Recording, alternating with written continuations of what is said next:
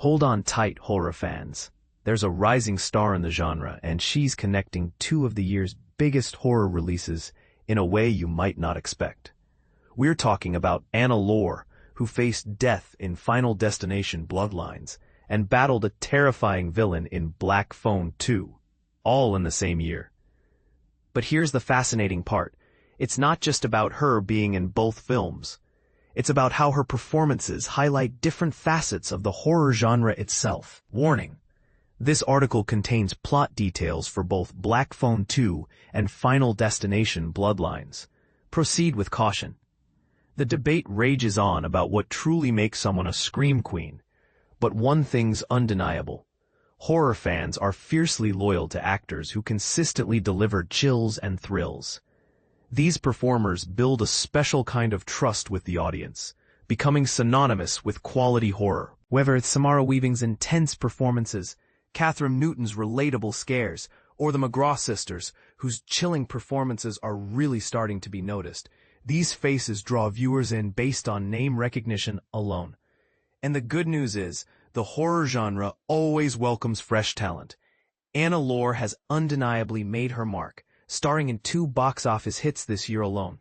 From her gruesome fate in Final Destination Bloodlines to her role in the highly anticipated Black Phone 2, Lore is quickly solidifying her position as a rising star. But this isn't an overnight success story. She's been honing her craft for over a decade, consistently returning to horror with emotionally charged performances that feel right at home. Why did Anna Lore pick up the Black Phone? It's a dream come true to be in any movie that gets a wide release in theaters. It's completely unbelievable to be in 2 in 1 year. Anna Lore shared, reflecting on her incredible year. While she doesn't consider herself a lifelong horror fanatic, the consistently strong material keeps drawing her back. In fact, her initial attraction to Black Phone 2 stemmed from her admiration for the work of director Scott Derrickson and writer C. Robert Cargill.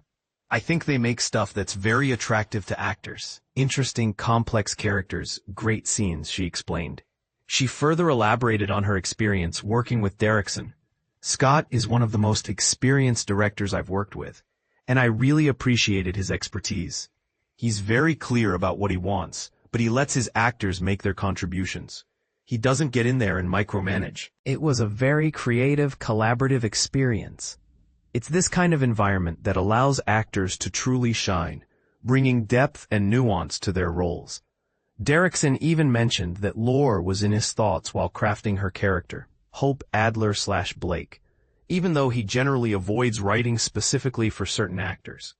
Her role provides a crucial emotional anchor for Black Phone 2, as her children, Finney and Gwen, navigate their grief and recognize their mother's enduring legacy. Lore's believable resemblance to Madeleine McGraw, Gwen, adds to the emotional impact, and she convincingly portrays Hope as both a teenager and a mother.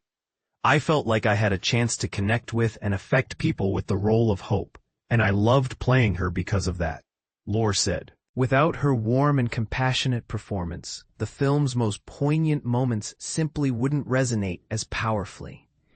Anna Lore's brush with death in Final Destination Bloodlines. Now let's talk about the stark contrast between Black Phone 2 and Final Destination Bloodlines. Final Destination was some of the best times I've ever had on set, and I miss that cast and those directors. Basically every day, Lore revealed. But the heartbreaking work is rewarding. The Final Destination franchise is known for its over-the-top, darkly comedic deaths.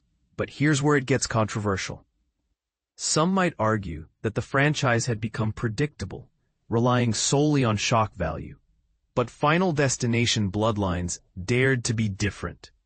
As Julia Campbell, Lore subverted the typical plucky blonde cousin trope, delivering a performance that was both hilarious and genuinely empathetic.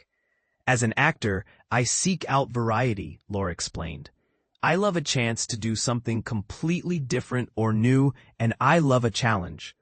Instead of portraying Julia as a stereotypical mean girl, Lore imbued her with warmth and humor, making her a trusted older cousin to Charlie Reyes. This emotional connection made her gruesome demise in a garbage truck all the more devastating. For what felt like the first time in years, a Final Destination movie featured characters that audiences genuinely cared about, including Julia. While 2025 has been a monumental year for Lore, her previous roles are equally impressive.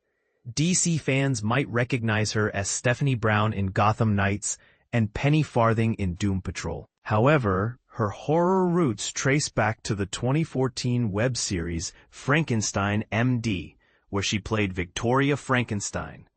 She also starred in My Valentine for Blumhouse and Hulu's Into the Dark, and led the cast of Blumhouse's They Them in 2022.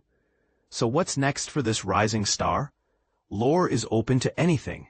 I find that you just come across a role and it clicks. So who knows what will be next, she said. Many fans are keeping their fingers crossed that someone will build an entire horror franchise around her. Final Destination Bloodlines is currently streaming on HBO Max, and Black Phone 2 is playing in theaters. What do you think? Is Anna Lore the future of horror? And did Final Destination Bloodlines successfully revive the franchise, or was it just another entry in a long line of gruesome deaths? Share your thoughts in the comments below.